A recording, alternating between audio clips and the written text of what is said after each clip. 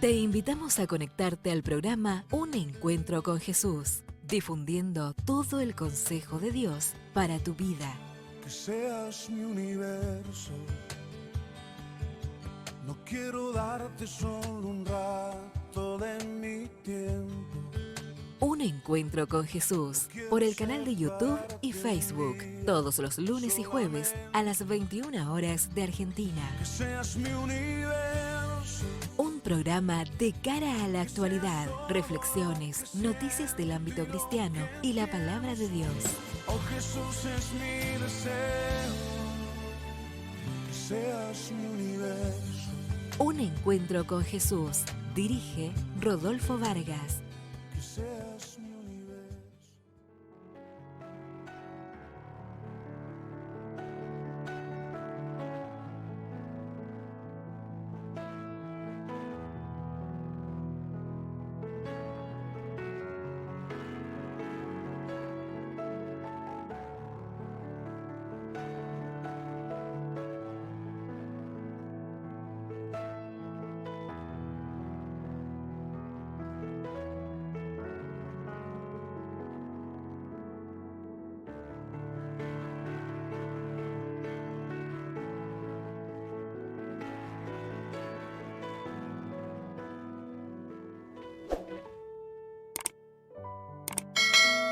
Muy buenas tardes, muy buenos días, muy buenas noches.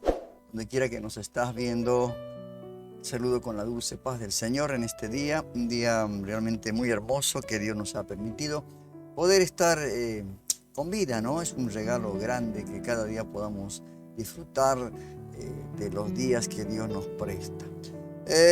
No sé cómo estarás en este día, ¿no? ¿Cuáles son tus preocupaciones, tus anhelos, tus tristezas?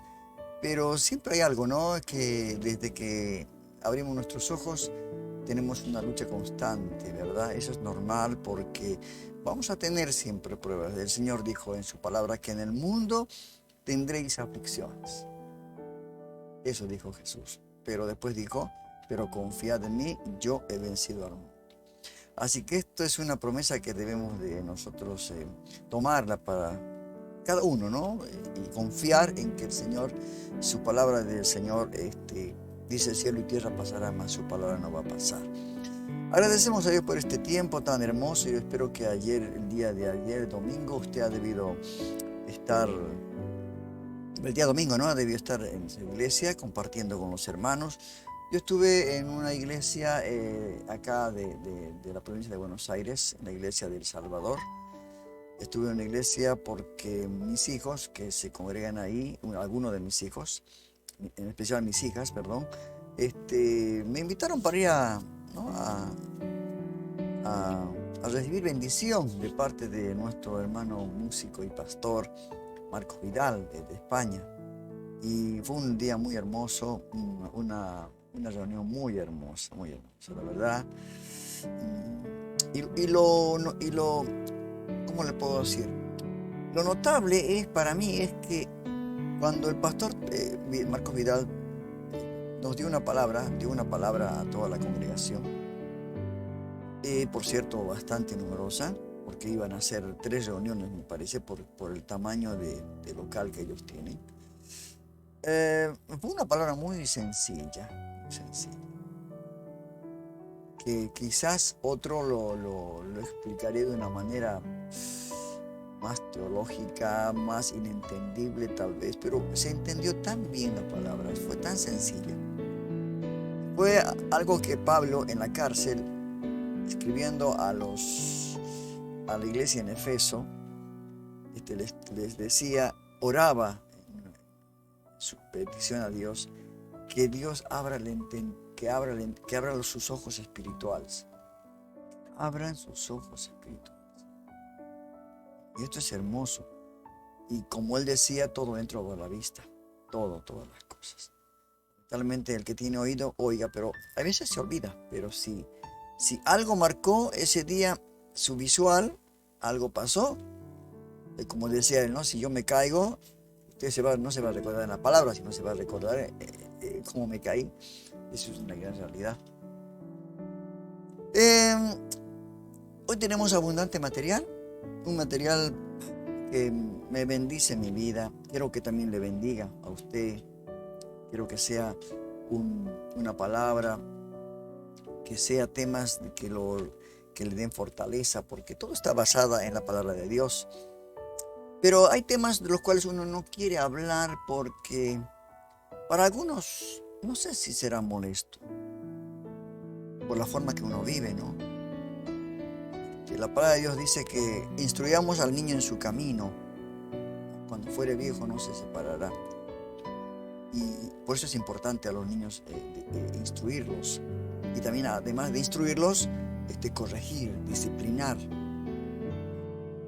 Eso nos dice la palabra de Dios.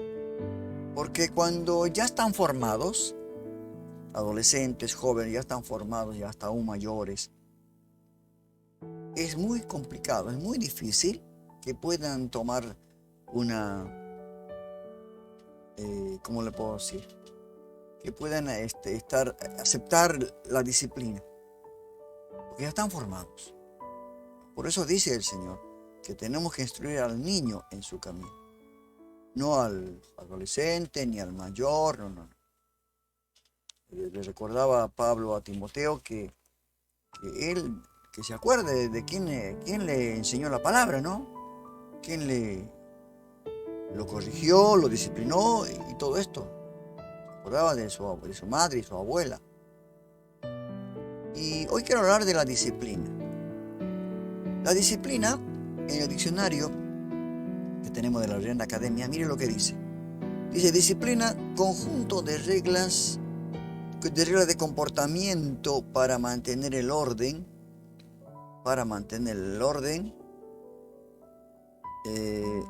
y la subordinación entre los miembros de un cuerpo, de una colectividad, en una profesión o en una determinada colectividad. Y prosigue, ¿no? El diccionario de la Real Academia de la Lengua. Dice: conjunto de reglas o normas cuyo cumplimiento de manera constante conduce a ciertos resultados. O sea, un buen resultado, diría yo. Esto es lo que dice el diccionario de la Real Academia de la Lengua Española. Pero nosotros tenemos que aplicar a nuestra vida espiritual. Porque realmente hoy en día a nadie le gusta vivir una vida disciplinada. Nadie, en absoluto. Se manejan hasta donde no lo molesten, ¿no?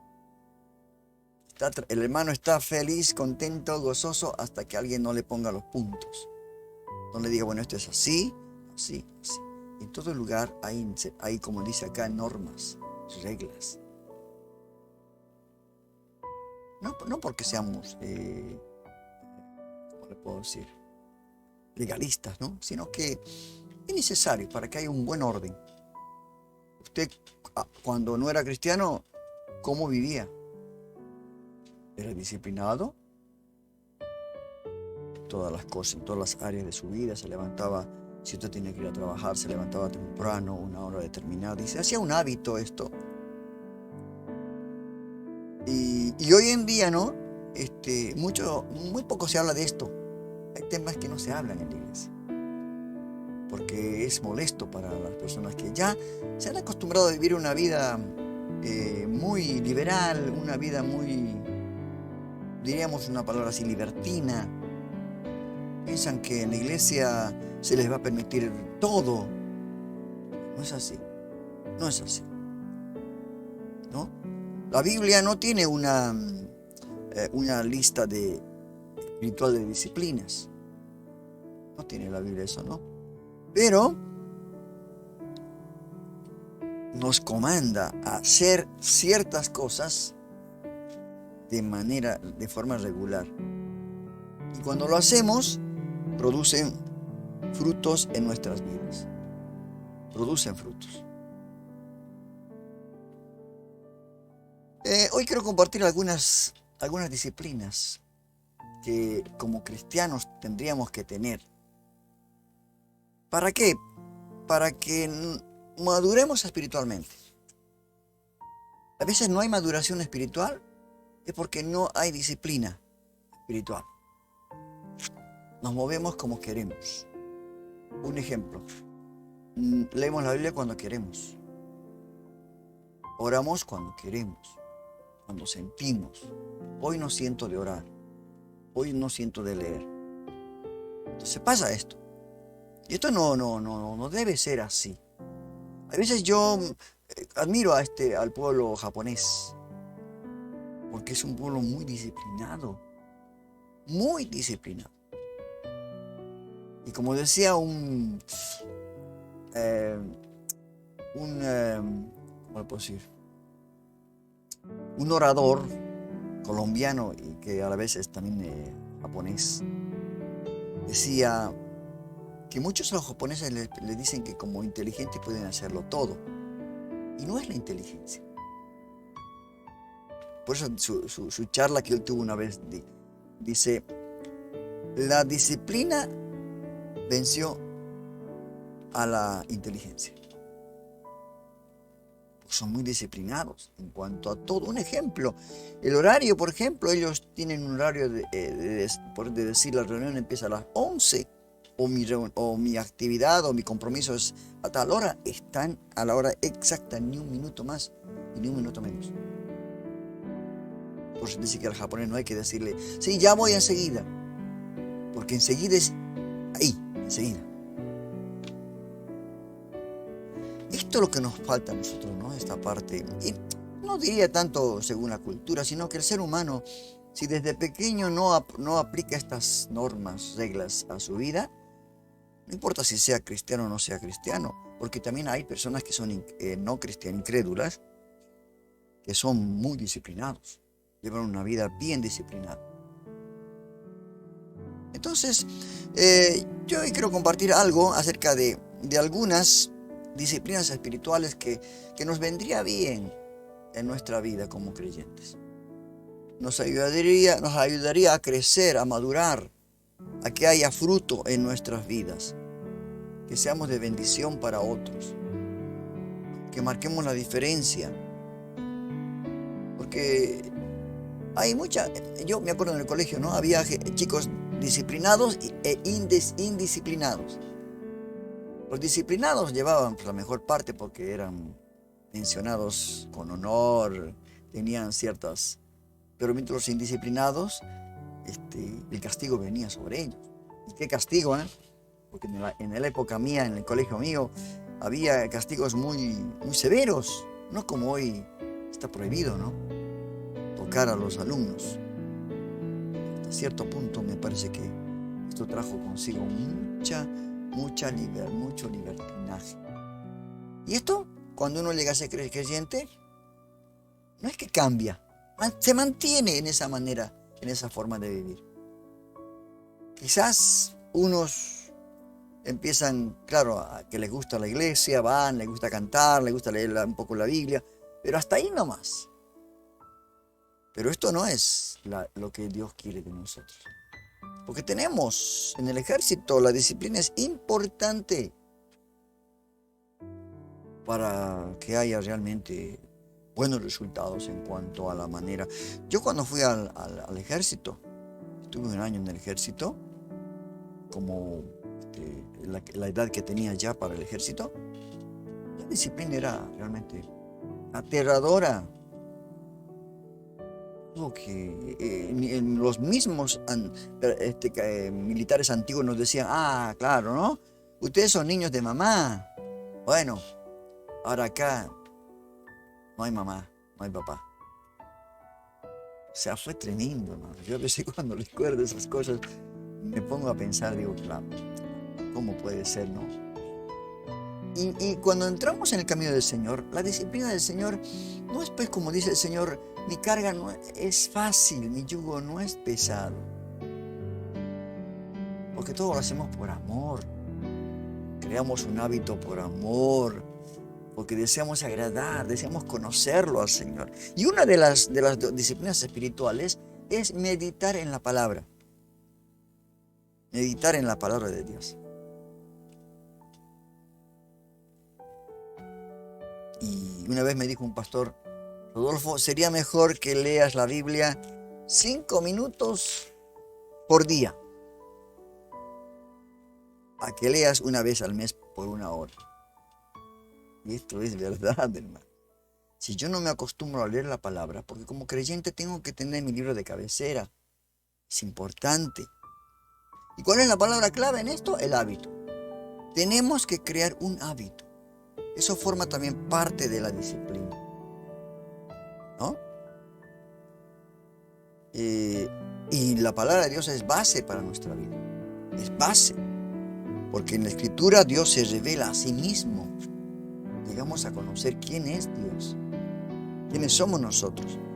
Si queremos conocer y disfrutar de Dios, el lugar para comenzar con excelencia es su palabra.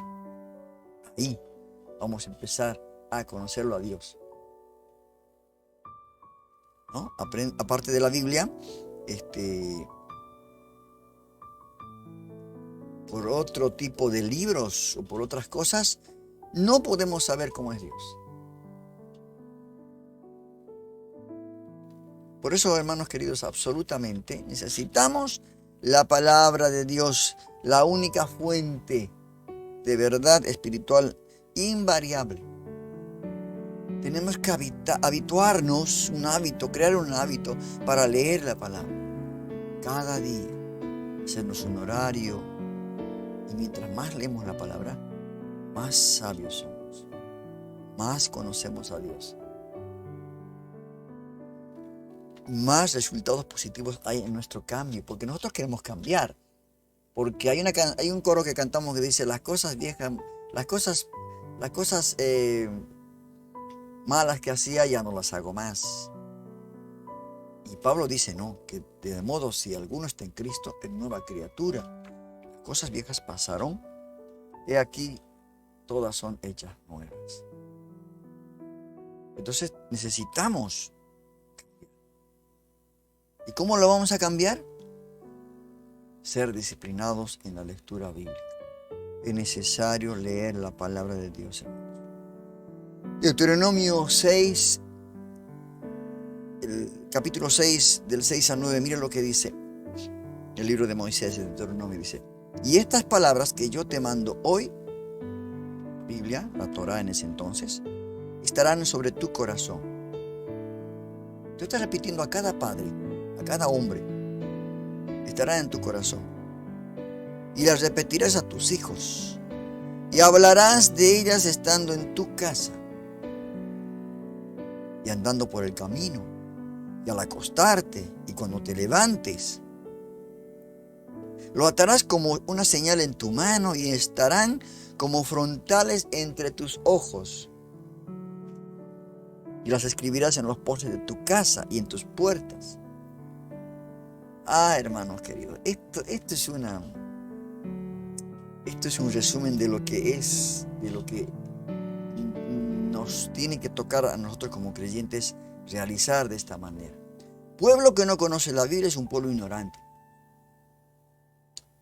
En el país de los ciegos, el tuerto es el rey, ¿no? Pues es importante prepararse para que ningún tipo de doctrina nos pueda llevar como olas del mar de un lado para otro. Esto es importante.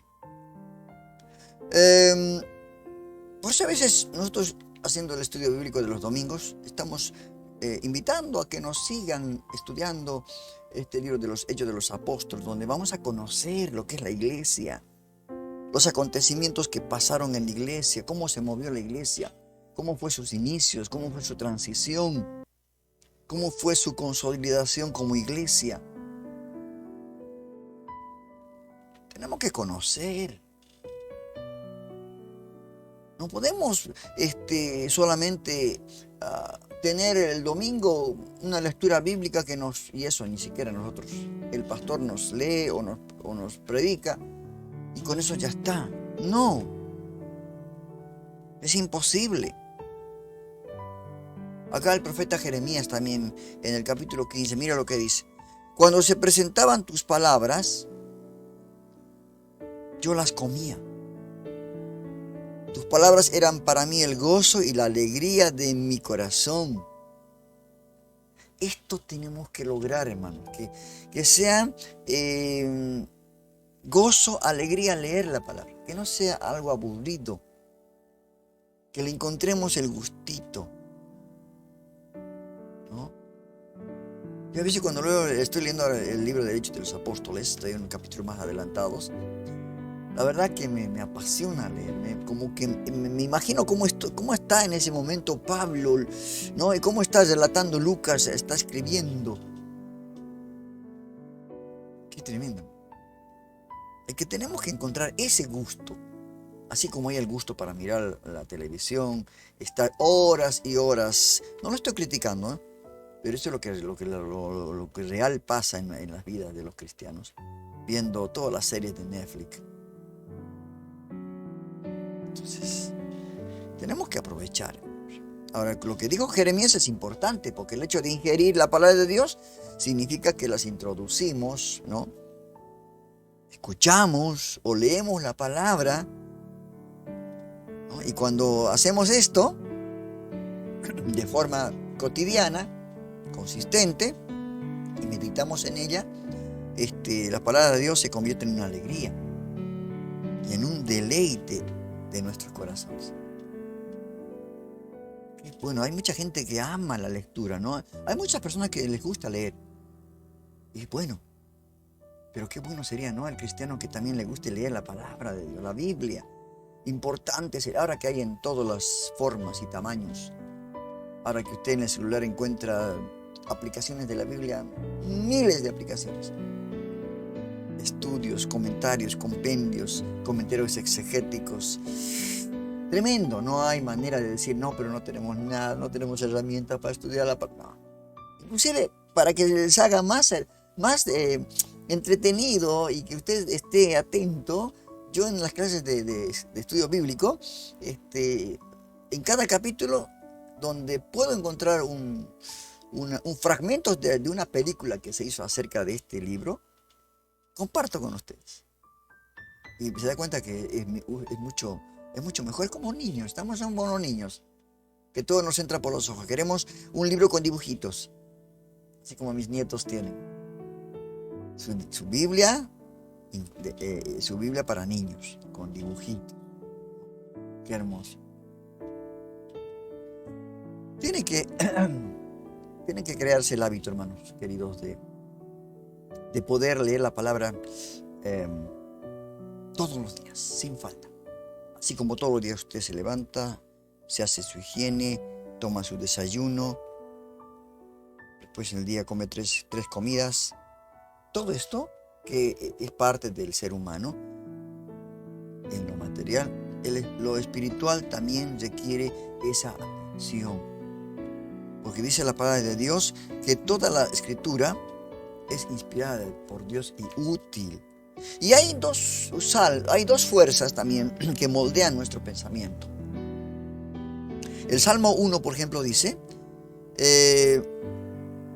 cuán bienaventurado es el hombre que no anda en consejos de impíos, ni se detiene en camino de los pecadores, ni se sienta en sillas de escarnecedores, sino que en la ley del Señor está su deleite, y en su ley medita de día y de noche.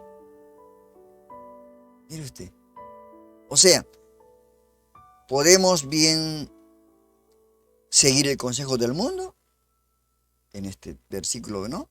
O el consejo de la palabra. Por esto ese Salmo 1 nos dice que deberíamos hacer de la palabra de Dios nuestro deleite, o meditar en ella consistentemente de día y de noche. ¿No?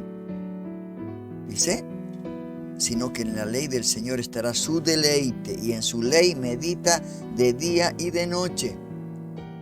¿Sabe que hay ministros, sabe que hay pastores que no leen la palabra? Que porque terminaron su estudio académico en la universidad bíblica, ¿no? Institutos bíblicos, ya piensa que hay mucha ignorancia, hermanos. Y se nota en la exposición de la palabra. Cuando expone la palabra. Cuando solamente habla de su yo. Eso es cosas que quizás a las personas, al que va, no le interesa. Quiere escuchar la palabra de Dios.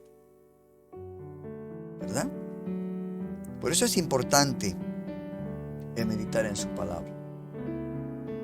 Vamos a proseguir este tema, hermanos, a través del programa, porque hoy quiero hablar acerca de esta disciplina. Son 5 disciplinas que solamente hoy vamos a tocar una de ellas, porque tenemos, en cuanto a otras disciplinas, el ser agradecido, muchos no lo son, la disciplina de adoración, ese tema nadie lo quiere tocar.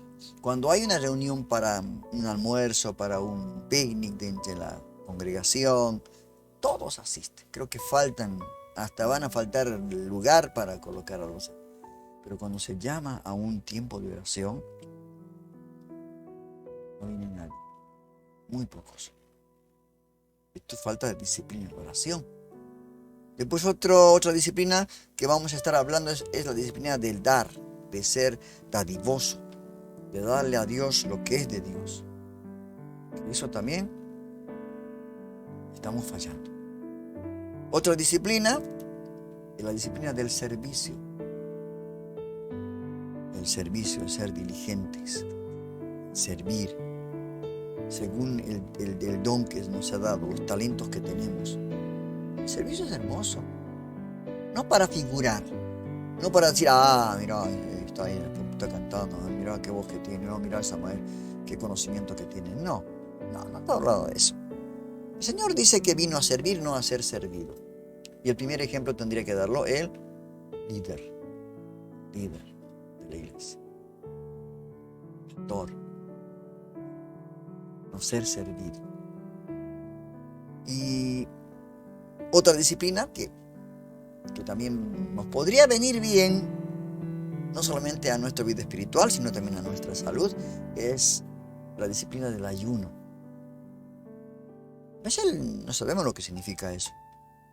No tenemos idea por qué ayunamos y qué es ayunar. ¿Qué cosas produce el ayuno en el ámbito espiritual? Esto estaremos hablando en el transcurso de estos programas. Nos tardará en terminar este tema quizás unos 2, 3, 4, 5 programas, pero lo vamos a hacer. Porque es necesario, hermanos queridos. Hoy vamos a empezar con la disciplina de la lectura de la palabra. Vamos a escuchar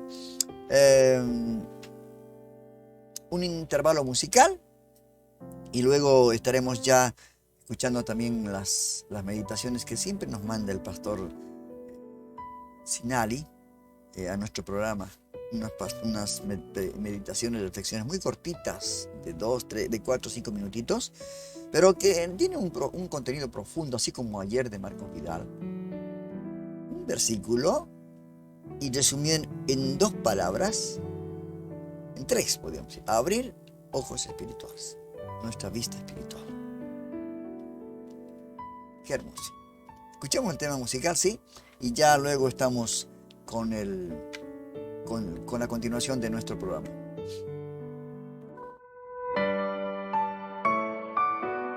Porque todos los momentos son especiales con Dios.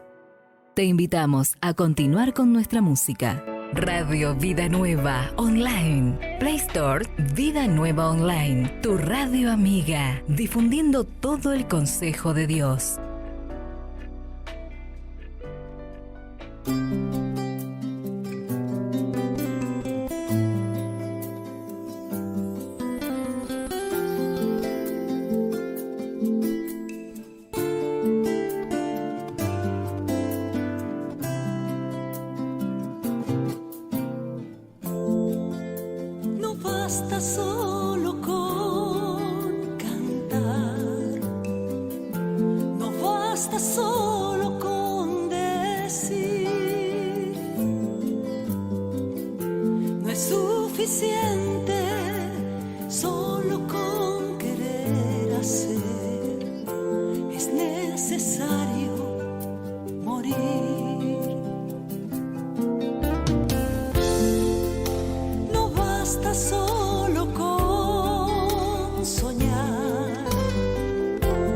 Basta solo con ver.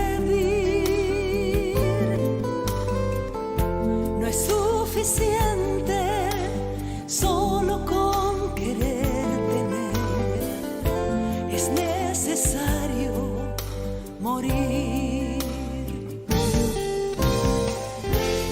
Dame tu vida, esa clase de vida que sabes dar. Dame tu vida, yo quiero vivir solo para ti. Dame tu vida, resucítame en ti.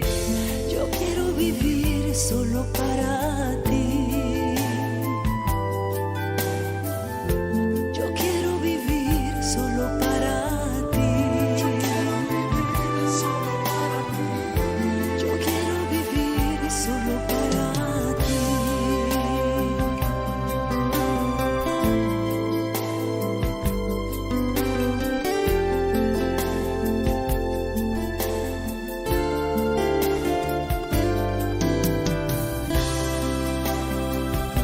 Yo quiero vivir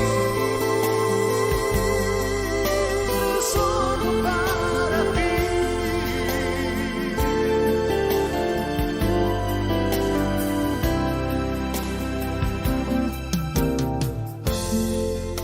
No basta solo con cantar, no basta solo con decir, no es suficiente solo con querer hacer, es necesario morir.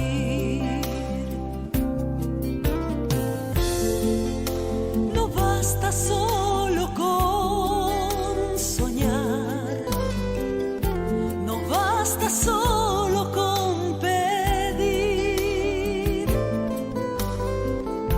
no es suficiente solo con querer tener, es necesario morir. Dame tu vida, esa clase de vida que sabes dar. Dame tu vida, yo quiero vivir solo para ti. Dame tu vida, resucítame en ti. Yo quiero vivir solo para ti. Yo quiero vivir solo para ti. Yo quiero vivir solo para ti.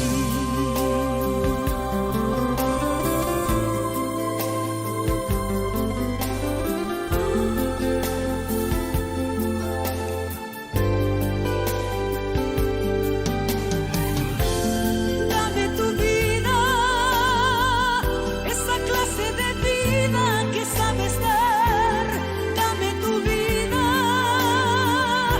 yo quiero vivir solo para ti.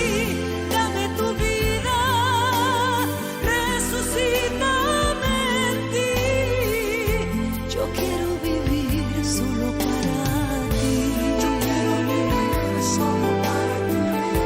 Yo quiero vivir solo para ti. Yo quiero vivir solo para ti. Yo quiero vivir solo para ti.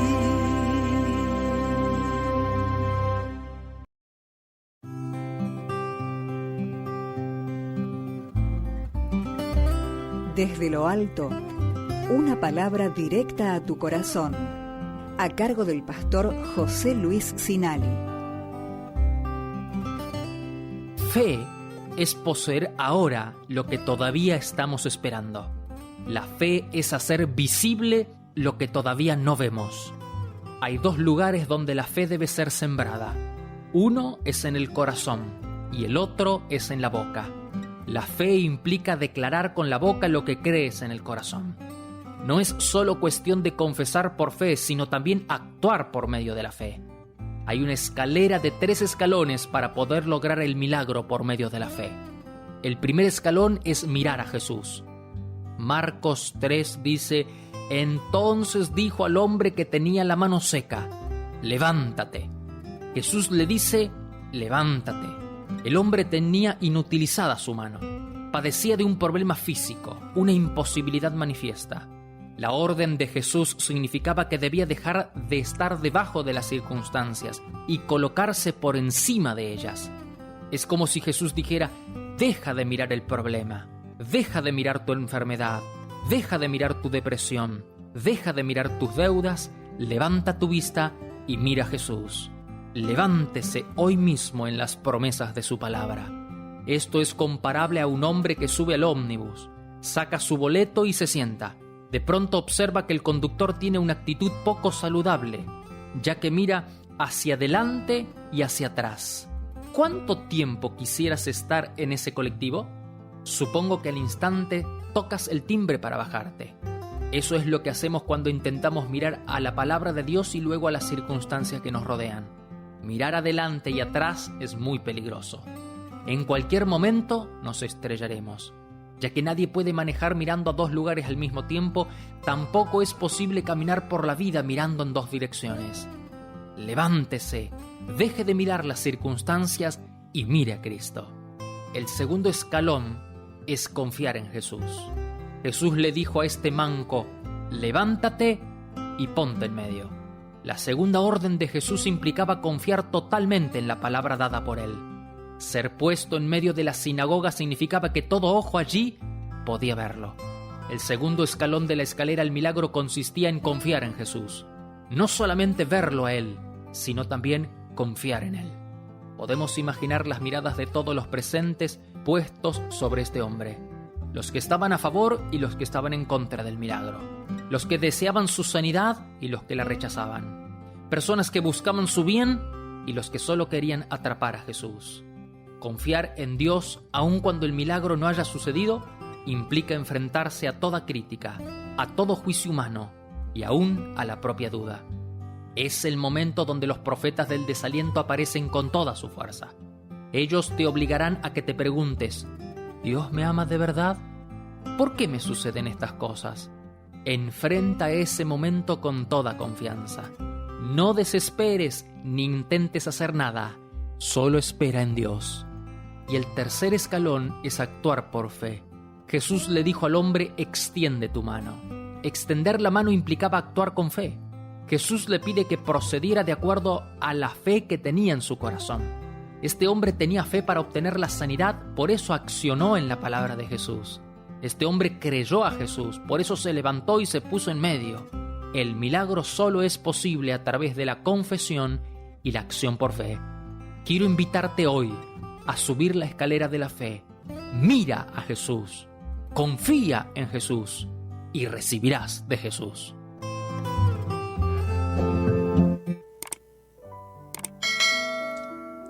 Qué hermoso esta pequeña reflexión, ¿no? Que siempre en sus cortas reflexiones nos traen perlas preciosas de la palabra de Dios. ¿Y dónde está esto? En la palabra de Dios. Todos estos acontecimientos que contó el pastor Sinali acerca de estas decisiones, de esto que hace la fe, esa fe que se mueve, están en la palabra de Dios. Por eso es tan importante meditar en la palabra de Dios. Y algunos dirán: ¿qué significa meditar en la palabra de Dios?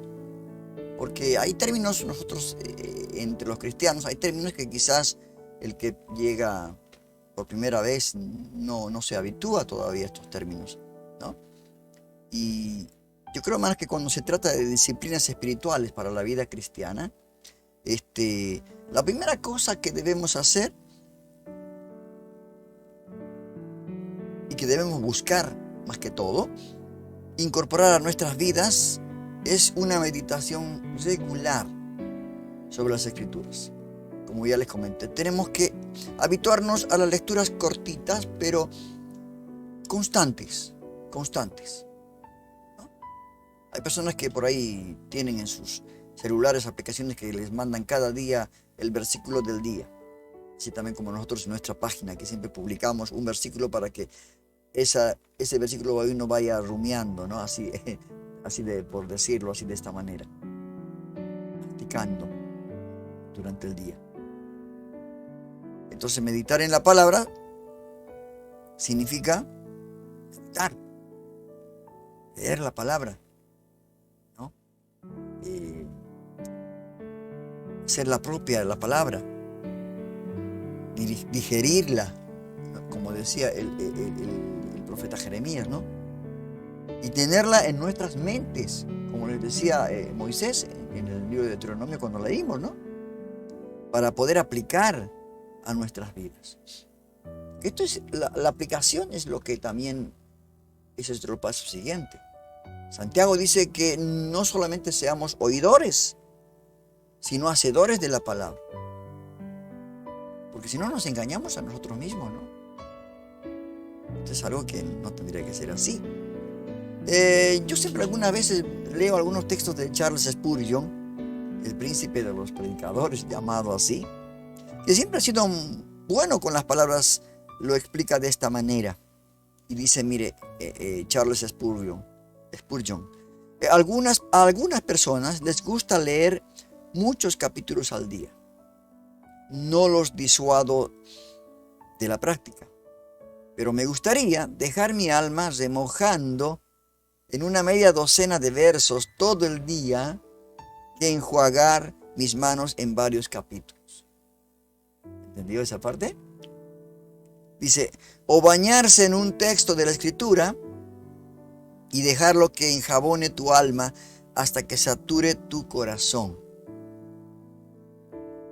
Establece tu corazón en la palabra de Dios. Deja que tu naturaleza entera sea inmersa en ella como una tela en un tinte. Qué palabras tan hermosas, ¿no? De Spurgeon. Y por eso cuando leímos Deuteronomio, decía que la atarás como una señal en tu mano, dice, ¿no? El capítulo 6. Y estarán como frontales entre tus ojos. Y las escribirás en los postes de tu casa y en tus puertas. Esto es lo que se refería Charles Spurgeon cuando en su libro Las mejores predicaciones hablaba de esta manera. Entonces, yo creo que hay dos formas en las que podemos hacer esto que nos acaba de mencionar Spurgeon, ¿no? Son leer o escuchar la palabra de Dios y memorizar. Memorizar. Yo soy muy poquito de memorizar, porque se me ha hecho la costumbre de, por ejemplo, cuando tengo que leer algo, tengo que tener algo escrito. Pero sería bueno memorizar, ¿no? Algunos versículos y partes sí memorizo, pero algunas partes sé dónde están y sé cuál es el contenido. Pero yo admiro a las personas, ¿no? A predicadores, hermanos, que dicen, en tal lugar, tal está la palabra, y está ahí. Por eso es una manera buena de ir practicando, memorizando, al leer o a escuchar. Ahora, cuando yo me convertí al cristianismo, en cristiano, escuché a alguien, ¿no? Que enseñaba que deberíamos hacer nuestra prioridad cada día, de ser posible, ¿no? Para pasar más tiempo en la palabra de Dios. Esto es lo que nos aconsejaba siempre el pastor y también la maestra de escuela bíblica. Y yo creo, hermanos queridos, que a veces está en nosotros disciplinarnos. Por eso estamos tocando el tema de la disciplina, de la meditación en su palabra. Y yo creo que así como tomamos el desayuno, la merienda y la comida que nos fortalece a nuestro cuerpo, nos da todos los nutrientes, las vitaminas, para que nuestro cuerpo pueda tener suficiente fuerza como para resistir las enfermedades, ¿no es cierto? Así también de esta manera, tendríamos que alimentar a nuestra vida espiritual. Porque yo siempre pregunto, ¿cuántas veces comemos al día? Ojo, que en estos tiempos donde la situación en Argentina, estamos viviendo una situación muy difícil en cuanto a lo económico, muchas personas que no, quizás comen una vez al día, teniendo niños, aún así, la situación es muy complicada. Pero también valoramos que las iglesias, como ayer leía algunos datos de la iglesia a la cual fui a visitar, el de El Salvador, acá en Morón, Morón, provincia de Buenos Aires. Ellos son los que alimentan. Hay un grupo, ¿no? Un sector que alimenta, sale a la calle a alimentar. Jesús alimenta. Ven a bendecir a la calle con alimentos a la gente necesitada. Esto es un buen trabajo, ¿no? Esto es un buen trabajo. Y por eso, hablando de esto, yo creo que el cuerpo humano necesita alimento para tener buenas las defensas. Pero también en la vida espiritual necesita. Imagínense si no le damos de comer a nuestra vida espiritual. Estamos raquíticos. Muchos cristianos están con anemia, ¿no? Anemia espiritual, hermano. Por eso es necesario disciplinarnos en la lectura de la palabra. No es porque alguien quiera someternos o quiera obligarnos, no, porque es de vital importancia para nosotros. Yo al leer la palabra no le estoy favoreciendo a otro hermano, sino me estoy favoreciendo a mí mismo porque estoy alimentando mi vida espiritual. Para que cuando llegue el momento de las adversidades, el Espíritu Santo tenga de dónde sacar la palabra de consuelo, de fortaleza. Estas cosas que a veces nos encontramos mal. El otro programa hablamos del analfabetismo bíblico. Esto es una realidad. Se desconoce mucho de la palabra de Dios. Solamente los que pueden ir a institutos bíblicos a estudiar, algunos realmente también hay que invertir dinero, pero es un dinero bien invertido, ¿no? Pero normalmente el cristiano de hoy en día es muy flojo para el estudio. Yo admiro a los bautistas que desde que se convierten al Señor son muy estudiosos de la palabra. Eso es lo que admiro mucho de ellos. Pero los pentecostales, otras denominaciones, no. Hay que meterles con la cuchara en la boca, como cuando el niño no quiere comer, y nada. Hay que buscar la manera de que coman la palabra. Muchos se emocionan y por ahí leen la palabra, se hacen un plan de lectura bíblica y la primera semana, pero excelente, la segunda semana ya a media máquina, la tercera semana ya está. Lo dejó. Tenemos que disciplinarnos. La disciplina cuesta esfuerzo, sacrificio. No es fácil. Tenemos que crear un hábito.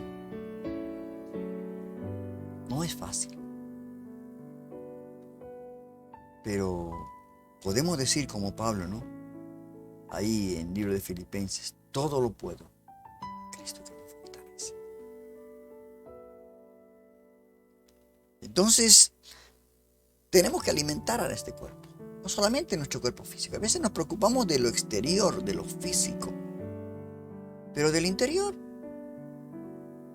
A veces comemos la palabra una vez por semana, el día domingo solo. Y después queremos crecer espiritualmente. Después queremos que el Señor use nuestras vidas. Pero ¿cómo vamos a usar a una persona débil espiritualmente? Se puede, ¿no? Es como que yo quisiera boxear con Tyson. Golpe y ya está, ¿no? Prestemos atención en esto. No es que estamos nosotros tratando de imponerles algo. No, porque es algo de vital importancia para nosotros. Necesitamos leer la palabra. Necesitamos conocer a Dios. Tenemos que pasar tiempo con la palabra de Dios cada día. Inténtelo.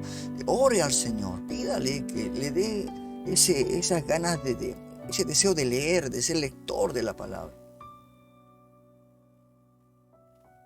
Y recuerden, ¿no? Como me decía ese pastor, ¿no? Que mejor es leer 5 minutos al día que una vez al mes por 1 hora. Porque a veces lo posponemos, ¿no? Decimos, ay, hoy me olvidé, pero mañana lo voy a leer, doble voy a leer. No, no consiste en esto. No se ponga una pesada carga que no va a poder cumplir. Hágalo realmente guiado por el Espíritu Santo, que el Señor lo guíe cada día, disciplínese. Pablo hablaba acerca de los atletas, cómo corrían, cómo cuando ganaban, bueno, se abstenían de muchas cosas. Tiempo de ver la película, tiempo podría usted aprovechar en leer la Biblia. Te invito que que está por ahí descansando, ahí la Biblia, con un versículo bíblico para memorizar. Y va a ver que su vida va a tener una vida de gozo, ¿no? Y como dice la palabra. Y le va a gustar leer, le va a encantar, le va a encontrar el gusto para leer la palabra. Y usted va a ser sabio. Porque el tiempo se acerca, hermanos. Los tiempos están muy peligrosos. Y el apóstol Pablo dice que debemos de aprovechar el tiempo. Porque vienen días malos, ¿no? Ahora, algunos piensan que es muy difícil memorizar la palabra. Me pasaba a mí. Decían, uy, tantas veces me equivocaba, volví a repetir. Había un concurso. Yo me acuerdo que hacíamos en nuestro hogar así. En cada papelito escribíamos un texto bíblico. Con mis 7 hijos, mi esposa, cuando nos reuníamos un día a la semana, teníamos que dar como un repaso de lo que habíamos aprendido. Y cada uno tenía su premio, ¿no? O sea que uno estudiaba. Esto es bueno, ¿no? Por eso es bueno que por ahí usted, ¿cómo poder, un ejemplo, por ejemplo, un consejo, agarrar un texto bíblico en un papel, una hojita chiquita, y leerlo, ¿no? 2 o 3 veces cada mañana. Y eso se le va a grabar en su mente. La próxima semana lo hará con 2 textos bíblicos, con 3. O quiere empezar usted por conocer a Jesús, leer el Evangelio de Juan, que es un libro muy hermoso, como que se conoce a Jesús profundamente. Versículos por versículos, capítulos por capítulos. Usted busque la manera que le quede bien, ¿no? Para que usted no se canse.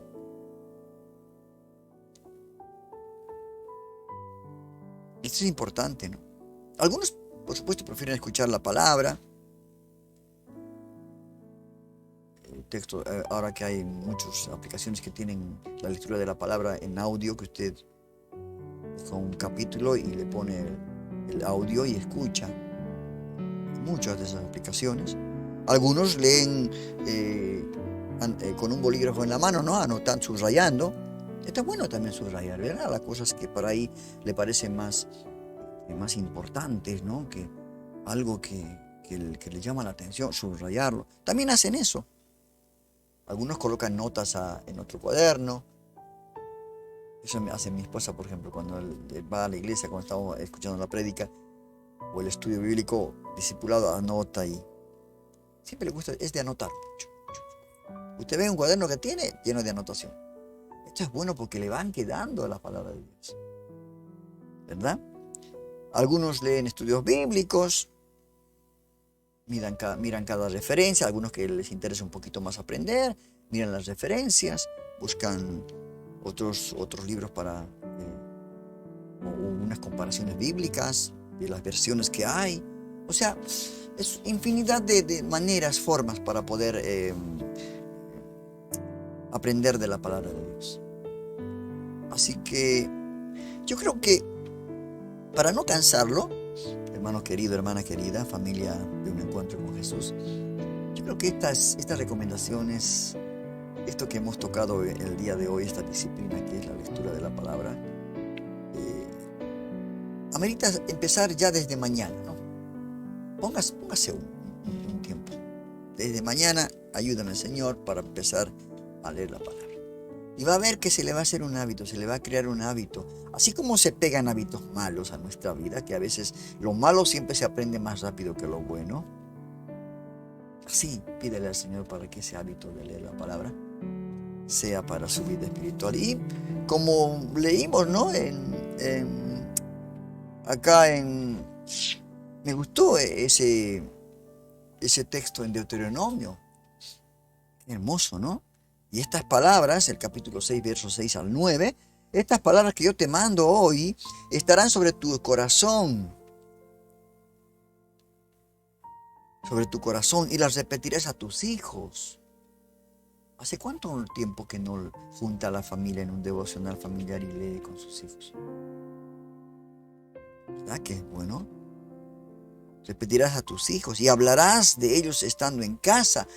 Y hacían ese devocional familiar ellos, ¿no? Es el pueblo de Israel. Y andando por el camino. Seguramente cuando el hombre salía a trabajar, ¿no? Salía de casa a trabajar. Y hablarás estando en tu casa, andando por el camino. Cuando llegaba, dice, y al acostarte. Y al día siguiente, y cuando te levantes. O sea, todo un día realmente habituándose a la lectura de la palabra, porque era lo más importante para la vida del cristiano. Y no solamente eso, decía, y las atarás como una señal en tu camino, como un GPS. Yo, por ejemplo, para llegar a la iglesia El Salvador, tuve que poner el GPS y que me guiara. O sea que tuve a mi nieta que ahí detrás mío iba guiándome. Y al salir, de igual manera. La Biblia es nuestra guía, es nuestro GPS espiritual. Por eso decía ya acá y atarás como señal en tu mano y estarán como frontales entre tus ojos, o sea, ahí, ¿no? Y las escribirás en los postes de tu casa y en tus puertas. Tipo de lo que hoy utilizamos en nuestras redes. Y el día lunes el sábado estuve en el Panorama Cristiano de Noticias haciendo mención de una youtuber, ¿no? Una youtuber, una influencer que desde el año 2020, tiempo de la pandemia, utilizaba la aplicación, el celular, el WhatsApp para TikTok, esta red, para poner textos bíblicos de la Biblia. Y se llenó de multitud de gente, se hizo viral esto. Entonces tenemos herramientas. Ya de aquel entonces, ya el Señor nos estaba diciendo de esta manera. Entonces, hermanos queridos, para terminar, es menester, ¿no? Es saludable que podamos alimentar nuestra vida espiritual, así como degustamos la comida que tenemos en nuestra casa, ¿no? Cuando salimos a comer, por ahí si salimos, también degustemos de la palabra de Dios, que va a ver que va a ser muy importante para su vida espiritual. Bueno, vamos a ir ya a un single publicitario de todos los programas que lo hacemos bajo el Ministerio Radial Vida Nueva Online durante la semana. Y después de este single publicitario estaremos ya en la entrevista de la semana. Esta vez estamos con el pastor Miguel Núñez, con la pregunta que le hicieron al pastor en el caso de que si el homosexual nace o se hace. Interesante este tema, así que después de esta tanda publicitaria, hermanos queridos, usted ya nomás prepárese porque vamos a compartir algo con este siervo de Dios que además de ser pastor es doctor infectólogo. Así que preparemos nuestra vida, ¿sí? Vamos ya.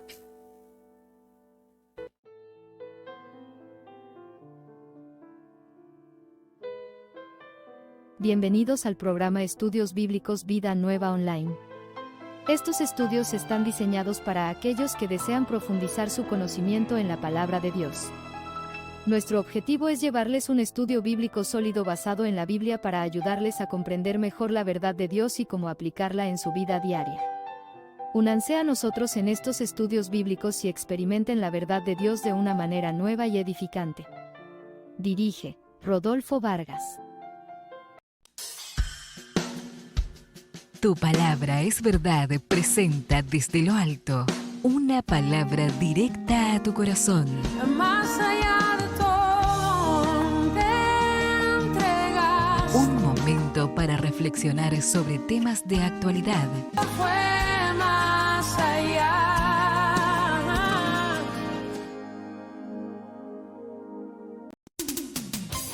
Un encuentro con Jesús presenta Panorama Cristiano de Noticias. Lo que debes saber, lo que necesitas saber, lo que nos preocupa saber. Estamos con la información más destacada del día, comprometidos con la verdad. Esto es Panorama Cristiano de Noticias. Tu palabra es verdad, el programa de reflexiones cortas para el diario vivir. En este espacio, exploraremos juntos ideas y pensamientos que nos inspiren, nos motiven y nos guíen en nuestro camino. A través de palabras sinceras y profundas, encontraremos la sabiduría necesaria para enfrentar los desafíos de la vida y descubrir el verdadero significado de nuestras experiencias. Encontranos por Spotify y comparte con tus amigos estas verdades espirituales. Cada vez estamos más cerca de que el mundo acabe. Desastres, guerras y pandemias se repiten en los titulares una y otra vez.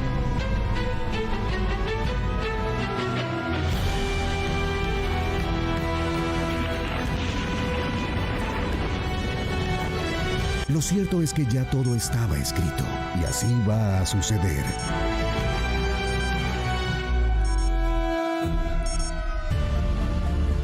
Pero también Dios tiene un plan escrito para ti y quiere revelarte una verdad que salvará tu destino. La verdad de Jesucristo. Conoce cómo la verdad de Jesús puede cambiar tu vida. Bienvenidos a la entrevista de la semana. Este programa está diseñado para brindar una plataforma a destacados líderes y expertos en el ámbito cristiano, quienes compartirán sus conocimientos, experiencias y sabiduría para enriquecer tu vida espiritual. En la entrevista de la semana, exploramos temas relevantes para los creyentes de todas las denominaciones. Únete a nosotros en estos temas de vital importancia que serán tratados desde una óptica cristiana. Suscríbete a nuestro canal y activa las notificaciones para no perderte ningún episodio emocionante. Te esperamos en nuestro nuevo sector de la entrevista de la semana por el canal de YouTube. Que la paz y las bendiciones de Dios te acompañen siempre. Dirige Rodolfo Vargas. Miguel, científicamente hablando, ¿hay una predisposición genética hacia la homosexualidad? Tú sabes que eso se ha tratado de buscar, ha habido incluso gente interesada en encontrar tal predisposición y nunca ha sido posible. De hecho, en el año 1993, en la revista Science o Ciencia, que es una de las revistas más prestigiosas de Estados Unidos, se hizo una publicación acerca de ciertos hallazgos que habían aparecido en ciertas células de ciertas áreas del cerebro, específicamente el hipocampo, que aparentemente eran más grandes en pacientes homosexuales que en pacientes heterosexuales. En la misma revista, 6 años después, en el 99, investigadores de la Universidad de Ontario y de la Universidad de Stanford, Canadá y Estados Unidos, hicieron un reporte o un estudio que desmontaba el hallazgo anterior, porque una de las bases del método científico es que alguien que no sea tú el descubridor pueda comprobar o duplicar lo que tú acabas de decir.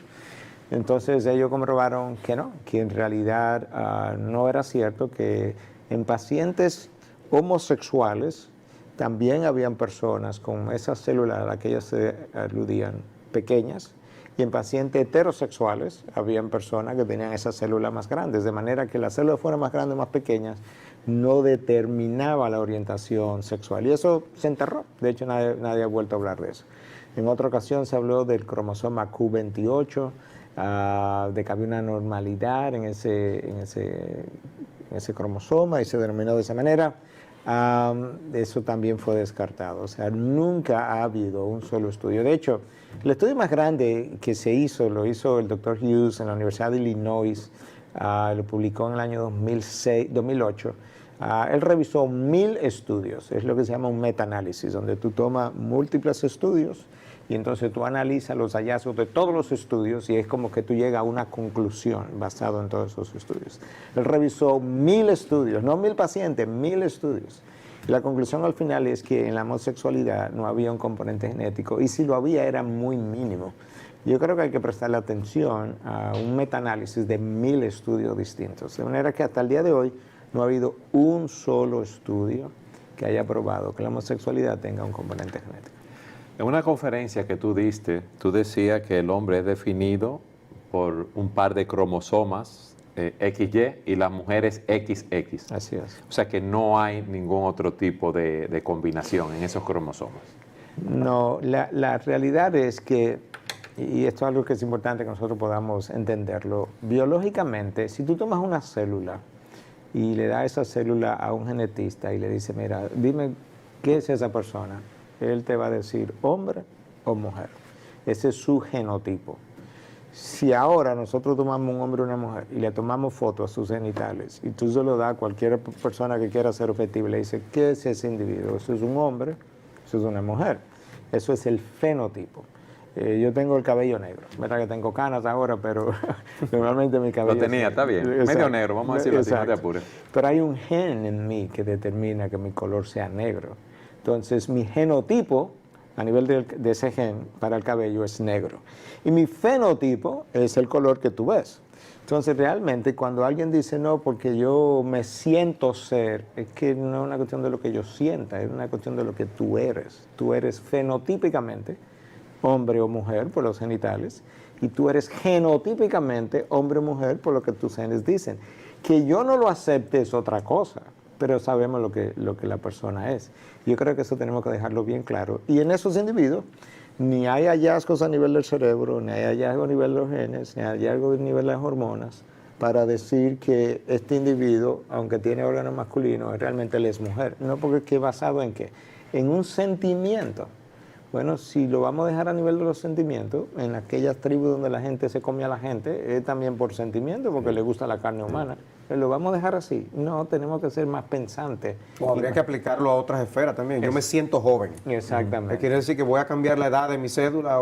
Exactamente. Y entonces ahora yo tengo 70 años y una joven de 15 años debiera considerar casarse conmigo, porque yo me siento de tu edad. Porque si no me ofendo. Exactamente. Entonces, no, eso es como que no tiene ni pie ni cabeza, excepto en el área de la moralidad, porque la sociedad quiere definir la moralidad conforme a sus propios criterios. Todo el mundo quiere ser relativista, a menos que tú andes a 30.000 pies de altura con un piloto y el piloto quiera ser relativista. O quiera algo en el banco. O quiera algo en el banco. En el banco, exacto. Entonces te das cuenta que es en el área de la moralidad que la gente quiere aplicar el relativismo para poder justificar todo tipo de conducta.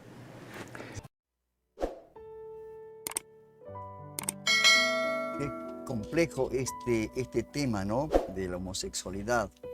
Yo creo que el homosexual se hace, no nace así, porque como comentaba el pastor Miguel Núñez, ya la célula, tanto hombre como mujer, tienen sus cromosomas que los identifican como hombre o como mujer.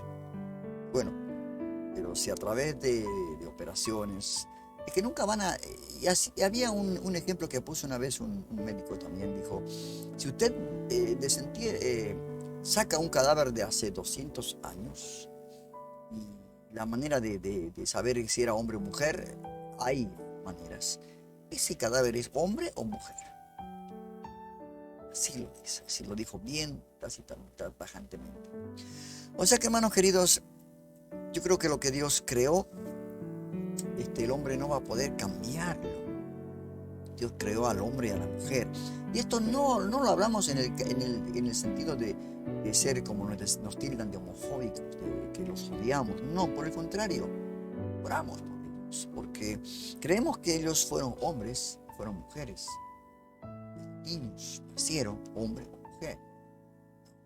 El médico, cuando fue la mamá a hacerse la ecografía, le dijeron, ¿qué, doctor? Mujer. ¿Qué, doctor? Hombre. Entonces, yo creo que esto tiene que estar para nosotros ya concepto muy claro. No podemos estar dudando de esto. ¿no? Y tratar de orar por estas personas, no solamente por los homosexuales, sino por los travestis, transgéneros, lesbianas, todos estos movimientos LGBT. Tenemos que orar por estas personas para que ellos puedan entender y que puedan tener su oportunidad de cambiar. ¿Cuántos testimonios hemos leído, no? El último que hemos visto en el Panorama Cristiano de Noticias de la semana anterior, leímos el testimonio de una persona gay que a través de que Cristo un día salió a su encuentro y cambió. Le cambió la vida. Se dio cuenta que él era hombre. Son testimonios tremendos de poder de Dios. Así que, hermanos queridos, seguimos orando por esta situación. En Estados Unidos se está viviendo un momento muy difícil según las noticias. Y esperamos que acá no logre llegar, porque va a ser muy difícil, realmente muy difícil. La ideología de género que ya está en las escuelas. Tuvimos también una entrevista semanal hace varios programas. Tuvimos con Verónica, la copastora de la iglesia, hablándonos de este tema de ideología de género, que ya en su escuela, porque ella es docente, ya hubo este problema. Entonces, estemos atentos. Desde muy chicos les hablemos de esto, de la cuestión de género, ¿no? De la sexualidad de los niños, de todo esto, hablarles. Hay maneras de hablar. Así que, bueno, vamos a ver ahora otro, ya estamos llegando al final de nuestro programa. Vamos a ver este sector que trata de un viaje a través de la Biblia, ¿no? El anterior programa habíamos estado viendo el libro de Isaías, y este libro habíamos dividido en dos partes. Tiene 66 capítulos. Habíamos visto los primeros 39 capítulos, del 1 al 39. Un resumen en 8 o 9 minutos acerca de esta organización Bible Project, que hace un trabajo muy hermoso, porque mientras va relatando, va graficando. O sea que algo que también capta nuestra visión, nuestra vista, ¿cierto? Así que vamos ya con la segunda parte del libro de Isaías, el capítulo 40 al versículo 66. Vamos ya a este sector. El libro del profeta Isaías. En el primer video exploramos los capítulos 1 al 39, que fue el mensaje de juicio y esperanza de Isaías para Jerusalén. Él acusó a los líderes de Israel de rebelión contra Dios y dijo que a través de Asiria y luego de Babilonia, el reino de Israel sería derribado en una acción del juicio de Dios. Así que el capítulo 39 concluyó con Isaías prediciendo la caída de Jerusalén y el exilio en Babilonia. Y 100 años después de Isaías, tristemente, todo esto vino a suceder. Pero la esperanza más grande de Isaías era una nueva y purificada Jerusalén, donde el reino de Dios sería restaurado a través del rey mesiánico venidero y todas las naciones serían unidas en paz. Así que los capítulos del 40 en adelante exploran esta gran esperanza. La primera sección principal de los capítulos 40 al 48 abren con un anuncio de esperanza y consuelo para Israel. Se le dice al pueblo que el exilio en Babilonia ha terminado y que el pecado de Israel ha sido tratado. Una nueva era está comenzando. Así que todos deben regresar a casa en Jerusalén, donde Dios mismo traerá su reino y todas las naciones verán su gloria. Ahora, detengámonos un momento, porque este anuncio inicial hace que surja una gran pregunta. ¿Quién está diciendo todo esto? ¿La voz de quién estamos escuchando en estas palabras de esperanza? La perspectiva del profeta en estos capítulos es la de alguien que está viviendo después del exilio. En otras palabras, en el tiempo descrito por Esdras Nehemías. Pero Isaías murió 150 años antes que todo eso. Así que, ¿qué se supone que entendamos con todo esto? Bueno, hay muchos que piensan que todavía es Isaías hablando en su propia época, pero que ha sido transportado proféticamente, por así decirlo, 200 años hacia el futuro y que le está hablando a las generaciones futuras como si el exilio hubiera pasado.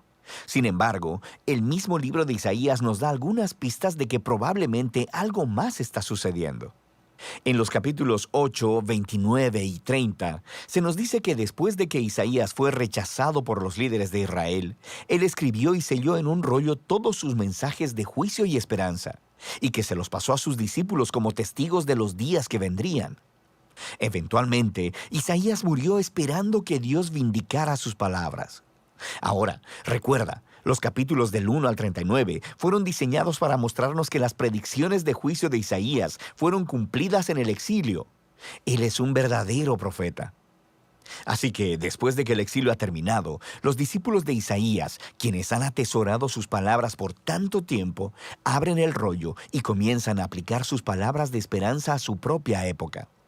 Así que, desde esta perspectiva, el libro de Isaías consiste en esa primera colección de las palabras de Isaías, como también de las escrituras de sus discípulos proféticos, que Dios usa para extender el mensaje de esperanza de Isaías a las generaciones futuras. Cualquiera que sea tu perspectiva, todos están de acuerdo en que estos capítulos están anunciando que la esperanza futura ha llegado, que Dios está cumpliendo las promesas proféticas de Isaías. Así que el profeta espera que Israel responda, convirtiéndose en siervos de Dios. Esto es, que después de experimentar la justicia y misericordia de Dios a través de la historia, comiencen a compartir con las naciones quién es verdaderamente Dios.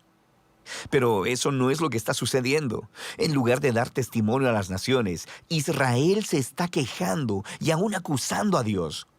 Ellos dicen, el Señor no pone atención a nuestros problemas. De hecho, está ignorando nuestra causa. El exilio en Babilonia, de forma entendible, ha provocado que Israel pierda la fe en su Dios. Quiero decir, quizá Él no es tan poderoso. Quizá los dioses de Babilonia son más grandes que nuestro Dios. Así que el resto de estos capítulos, del 41 al 47, están diseñados como si fueran una escena de juicio. Dios está respondiendo a estas dudas y acusaciones con los siguientes argumentos. Primeramente, Él les dice que el exilio a Babilonia no fue causado por una negligencia divina. Más bien, fue divinamente orquestado como un juicio por el pecado de Israel. Y segundo, fue por causa de Israel que Dios levantó a Persia para conquistar a Babilonia, para que pudieran regresar a casa, cumpliendo así las palabras de Isaías. Así que la conclusión correcta a la que Israel debería llegar es que su Dios es el rey de la historia, no los ídolos de las naciones. En la caída de Babilonia y el ascenso de Ciro, el rey de Persia, Israel debería ver la mano de Dios obrando y, por tanto, convertirse en sus siervos, diciéndole a las naciones quién es Él. Pero para el final de este juicio, en el capítulo 48, nos encontramos con que Israel es tan rebelde y dura de corazón como sus ancestros. Así que Dios los descalifica como sus siervos, pero Dios todavía está en la misión de bendecir a las naciones. De manera que el profeta dice que Dios hará algo nuevo para resolver este problema, lo que nos lleva a la siguiente sección, del 49 al 55. Se nos presenta una figura llamada el siervo de Dios, quien cumplirá la misión de Dios y hará lo que Israel no ha podido hacer. Dios le da a su siervo el título Israel y lo envía a una misión para, primero que nada, restaurar al pueblo de Israel de vuelta a su Dios, pero, en segundo lugar, convertirse en la luz de Dios a las naciones. Y se nos dice que este siervo es empoderado por el Espíritu de Dios para anunciar las buenas nuevas y llevar el reino de Dios a todas las naciones. Suena justo como el rey mesiánico de los capítulos 9 y 11, pero luego se nos dice la forma sorprendente en que el siervo traerá el reino de Dios. Él será rechazado, golpeado y al final asesinado por su propio pueblo. En realidad, mientras está siendo acusado y sentenciado a muerte, está muriendo por el pecado de su propio pueblo. El profeta dice que la muerte del siervo es un sacrificio de expiación por la maldad y rebelión del pueblo. Y luego, después de su muerte, de repente, el siervo está vivo otra vez. Y escuchamos que, por su muerte, Él proveyó un camino para hacer justas a las personas. Esto es, para ponerlos en una relación correcta con Dios. Así que esta sección concluye describiendo dos maneras en que las personas pueden responder al siervo. Algunos responderán con humildad y se volverán de sus pecados y aceptarán lo que el siervo de Dios hizo a su favor. Estas personas son llamados los siervos y también la semilla. Recuerda la semilla santa del capítulo 6. Estos son los que experimentarán la bendición del reino mesiánico, pero hay otros a los que simplemente se les llama los impíos. Ellos rechazan tanto al siervo como a sus siervos, lo que nos lleva a la sección final del libro, del capítulo 56 al 66, donde los siervos heredan el reino de Dios. Estos capítulos están hermosamente diseñados con una simetría que une a todos los temas del libro. Justo en el centro están 3 hermosos poemas que describen cómo el siervo empoderado por el Espíritu está anunciando las buenas nuevas del reino de Dios a los pobres. Y él reafirma todas las promesas de esperanza que vimos en este libro. La Nueva Jerusalén, habitada por los siervos de Dios, será el lugar desde donde la justicia, la misericordia y la bendición de Dios fluirán hacia todas las naciones del mundo. Y rodeando estos poemas están 2 largas oraciones de arrepentimiento, donde los siervos confiesan el pecado de Israel y se lamentan de toda la maldad que ven en el mundo que les rodea. Así que le piden a Dios que los perdone y que su reino venga aquí a la tierra en la misma forma como está en el cielo. Ahora, en cada lado de estas oraciones se encuentran colecciones de más poemas que contrastan el destino de los siervos con el de los impíos que los persiguen. Dios dice que traerá su justicia sobre todos los que contaminan su buen mundo con maldad, egoísmo e idolatría, y que los excluirá de su ciudad para siempre. Pero los siervos, aquellos que son humildes delante de Dios y quienes se arrepienten y reconocen su propia maldad, estos son perdonados. Y ellos heredarán la Nueva Jerusalén, la cual descubrimos que es una imagen de esta creación completamente renovada, donde la muerte y el sufrimiento se han ido para siempre. Y esto nos lleva al marco externo de esta parte del libro. En este mundo renovado por el reino de Dios, personas de todas las naciones son invitadas a venir y a unirse a los siervos de la familia del pacto de Dios, de modo que todos puedan conocer a su Creador y Redentor. Y así, el libro de Isaías termina con una visión muy grande del cumplimiento de todas las promesas del pacto de Dios. A través del sufriente rey siervo, Dios crea una familia del pacto proveniente de todas las naciones, quienes esperan la esperanza de la justicia de Dios mediante una creación renovada, donde el reino de Dios finalmente viene a la tierra como existe en el cielo. Y esa es la muy poderosa esperanza del libro de Isaías. Qué hermoso relato, hermanos queridos, qué hermoso relato, la verdad. Esta organización Bible Project está haciendo más trabajos todavía acerca de esto. Y vamos a seguir viendo los 66 libros de nuestra Biblia. No sé cuánto tiempo nos va a llevar, pero vamos a hacerlo.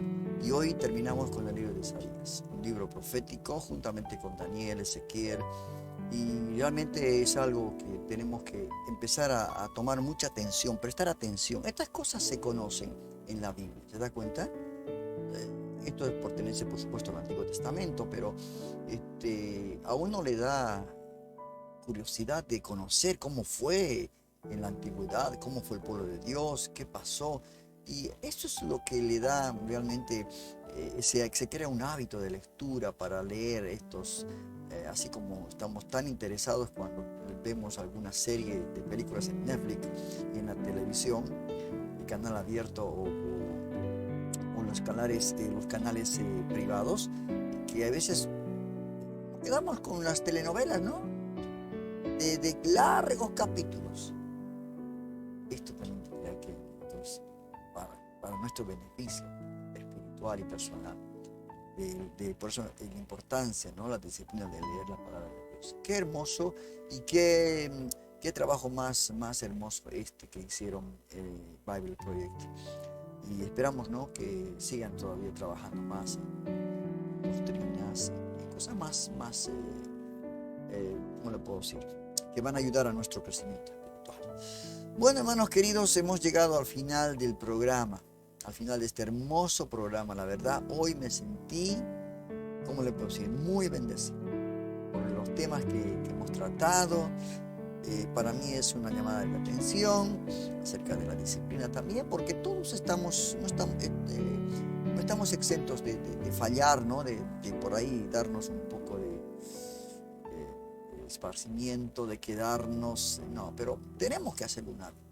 Y esto va a ser algo realmente de corazón, con amor al Señor, ¿no? No va a ser ninguna carga esto que tratamos de compartir. Un saludo para, me olvidé el nombre del pastor de la iglesia de El Salvador, donde concurre mi hija y mi yerno y nuestra hija y mi nieta, que como les comenté, fuimos este domingo pasado a visitar la iglesia porque estaba el pastor Marcos Vidal, pastor que también es cantautor, y los temas muy hermosos, la palabra, y realmente un hermoso recibimiento, una hermosa iglesia.